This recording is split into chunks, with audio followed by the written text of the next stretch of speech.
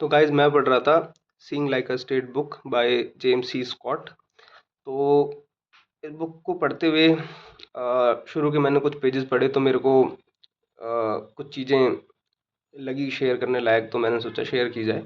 तो बुक ये बात करती है कि कैसे किसी स्टेट ने, ठीक है, इंटरवीन करके फॉरेस्ट्स को as a tool, as a income source for their treasury, ठीक है, यूज़ किया और फॉरेस्ट को डिस्ट्रॉय कर दिया। ठीक है। खैर ये सिर्फ एक टॉपिक है, ऐसा बाद में अर्बन प्लानिंग पे हुआ, ठीक है, और रूरल सेटलमेंट्स पे हुआ, लैंड रिकॉर्ड्स पे हुआ और एग्रीकल्चर में हुआ। तो मतलब ये बुक जो है वो ये बात करती है कि भाई शॉर्ट टर्म विजन की वजह से या फिर अपने फ़ायदे के लिए जो गवर्नमेंट्स ने कैसे पूरे इकोसिस्टम को बर्बाद किया। ठीक है। तो अ, इसमें एक एग्जांपल है प्रुशिया या प्रशिया कह लो आप, ठीक है, और सैक्सनी का। ठीक है।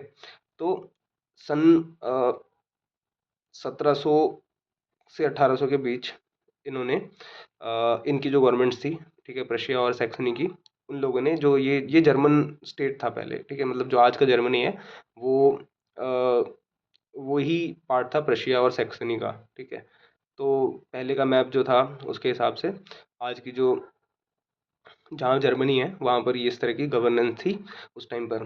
तो वहाँ पर हुआ ये कि उन लोगों ने, वहाँ की जो स्टेट थी या फिर जो गवर्नमेंट थी, उन लोगों ने ट्राई किया कि फॉरेस्ट को एज अ टूल यूज़ किया जाए और सिर्फ उससे अपनी इनकम बनाई जाए। तो उन्होंने, बहुत सारी चीज़ें होती हैं एक फॉरेस्ट में, ठीक है, जैसे प्लांट्स होते हैं, श्रब्स होते हैं, ठीक है, लिचेंस होते हैं, मॉस होता है और बड़े ट्रीज़ होते हैं, ठीक है। लेकिन इन सब से उन्होंने सिर्फ एक चीज़ समझी कि भाई कुछ चीज़ें इग्नोर करते हैं, ठीक है, एब्स्ट्रैक्शन करते हैं। एब्स्ट्रैक्शन मतलब कि जो भी हमारे काम की चीज़ है उसको लिया और बाकी सब चीज़ों को इग्नोर किया। तो एक फॉरेस्ट का अगर आप सोचोगे तो एक फॉरेस्ट का मतलब जंगल है, झाड़ है, पेड़ है, पौधे हैं, एनिमल्स हैं, फ्लोरा फाना कहते हैं जिसको हम। तो ये पूरा इकोसिस्टम था, ठीक है। और इन्होंने उसमें सिर्फ क्या देखा कि भाई हमारे काम की क्या चीज़ है, ठीक है, जिससे हमारे को अच्छा रेवेन्यू हो।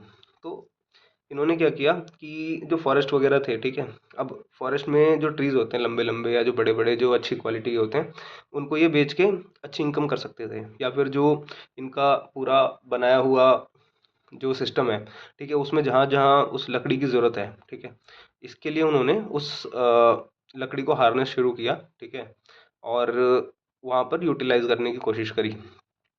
इससे हुआ क्या कि इन्होंने, जैसे मान लो कि बैम्बू है, सपोज इनको बैम्बू की ज़रूरत ज़्यादा है, ठीक है, या इनको लगता है कि मार्केट में बैम्बू अच्छा बिक रहा है, तो इन्होंने क्या किया, जो पहले रैंडम अलग अलग डिस्ट्रीब्यूशन में बटा हुआ था पूरा फॉरेस्ट, इसको कंट्रोल करके, ठीक है, सिर्फ बैम्बू लगाने शुरू कर दिए। अब सिर्फ बैम्बू इन केस लगाए तो क्या होगा कि भाई अगर कल को कोई बीमारी आई बैम्बू में, ठीक है, ये एक मैंने हाइपोथेटिकल एग्जांपल लिया है, इन्होंने क्या लगाया उस पे डिपेंड करता है कि कौन सी बीमारी आएगी।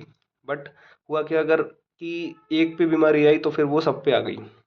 ठीक है। अब हम बात करते हैं जैसे कि ट्रेडिंग में हम पोर्टफोलियो की बात करते हैं कि पोर्टफोलियो को अपना डाइवर्सिफाई करना चाहिए हमेशा। अगर आपके पास 10 15 20 स्टॉक 100 स्टॉक नहीं है तो फिर आपका जो रिस्क है वो बढ़ जाता है।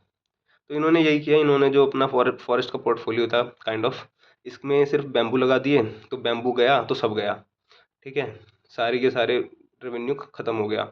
अब इस बीच क्या हुआ, इन्होंने पूरी सॉइल भी बर्बाद करी, ठीक है, क्योंकि जो सॉइल के रिसोर्सेज जो थे, जो उसकी फर्टिलिटी थी, वो सारी की सारी बैम्बू में लग गई, बैम्बू बर्बाद हो गए।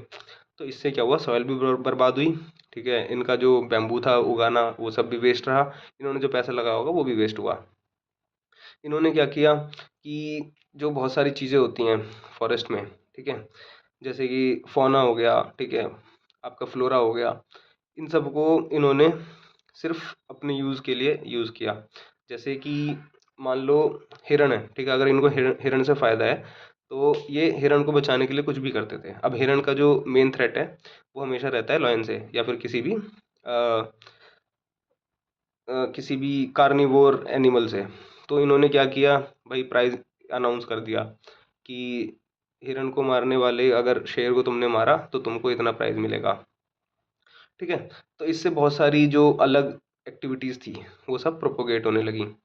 ठीक है। और हिरण बचने लगे। अब हिरणों ने सारी की सारी घास खा ली। अब जब घास खा ली तो भाई सॉइल की जो है फर्टिलिटी कैसे मेंटेन रहेगी, ठीक है। सारी ज़मीनें जो थी वो बंजर हो गई। तो एक तरह से इकोसिस्टम के साथ इन्होंने खेला अपने फ़ायदे के लिए। और सही बताऊँ तो कोई ख़ास मतलब भी नहीं रहता है इनको, क्योंकि गवर्नमेंट्स का जो होता है वो एक टर्म होता है 5 साल 10 साल का, ठीक है। उसमें ये जितना हार्नेस कर पाते हैं, जितना प्रॉफिट बना पाते हैं ये बना लेते हैं। इन्हें कोई मतलब नहीं होता कि भाई आगे क्या होगा, या 10 साल बाद क्या होगा, 5 साल बाद क्या होगा, जब हमारा गवर्नेंस नहीं रहेगा। इनकी वही थिंकिंग होती है कि भाई फ्री का माल है, ठीक है, जितना ले सको ले लो। और जब तक अपना रिजीम है, अपना जब तक कंट्रोल है, तब तक जो कर सको कर लो, और अपना पैसा वैसा बनाओ और मौज लो आगे। तो इस चीज़ से क्या हुआ कि सिर्फ ये चीज़ इस फॉरेस्ट पे ही नहीं, इन्होंने आगे जाके जो रूरल सेटलमेंट्स थे वहाँ पर भी इस चीज़ को अप्लाई किया, ठीक है। और जो लैंड रिकॉर्ड्स थे उसमें भी उन्होंने ये यूज़ किया एग्रीकल्चर में। मतलब जो भी स्टेट करती है, जिस चीज़ों को कंट्रोल करती है, या जिस चीज़ पे उनका कंट्रोल चलता है, उन सबको उन्होंने ऐसे बर्बाद किया। तो कहने का मतलब ये है कि अगर आप इकोसिस्टम के साथ खेलोगे तो इकोसिस्टम आपके साथ खेलेगा, ठीक है। अगर ये जो नेचर है ये साइक्लिक है, ठीक है। ये जो यूनिवर्स है वो साइक्लिक नेचर का है। आपने लैंड ब्रीज सी ब्रीज सुना होगा। तो इसमें यही होता है कि भाई जो पानी है सीज़ में, ठीक है, वो पहले इवेपोरेट होता है, ऊपर जाता है, वही बारिश बन के नीचे आती है, ठीक है। फिर वो पानी से इवेपोरेट होता है, फिर वो क्लाउड बनता है, क्लाउड बन के फिर वो बारिश होती है। तो ये साइकिल जो है चलता रहता है। तो यूनिवर्स ने ना एक सिस्टम बनाया हुआ है अच्छा सा। अब आपने अगर जो सीज़ वाला एरिया है, ठीक है, उसका पानी निकाल के आपने उसको उसमें मिट्टी भर के, सपोज़ कि आपने हर उसको मिट्टी बनाना चाहा, तो कल को आपको जो मिट्टी पे क्रॉप्स उगेंगी, ठीक है, या जो जिस भी पर्पज़ के लिए आप कर रहे हो, कहने का मतलब है वहाँ की बारिश रुक जाएगी, ठीक है। वो ज़मीन है, वो ज़मीन आप उस खेती के लिए यूज़ नहीं कर पाओगे। तो ये कंट्रोल, ये जो नेचर का जो वो है, बैलेंस है, या जो उसका एक नेचर है, ठीक है, खुद में एक साइक्लिक होने का, ठीक है, उसके साथ अगर आप खेलोगे तो नेचर भी आपके साथ खेल जाएगा आगे जाके। वो आपको उस समय नहीं समझ में आएगा, ठीक है, लेकिन आपको इन अ लॉन्ग रन समझ में आएगा। तो ये था कि कैसे एक जो गवर्नमेंट्स है वो अपने फ़ायदे के लिए इंटरवेंशन करती हैं उन चीज़ों में जहाँ पर उनका इंटरवेंशन नहीं होना चाहिए।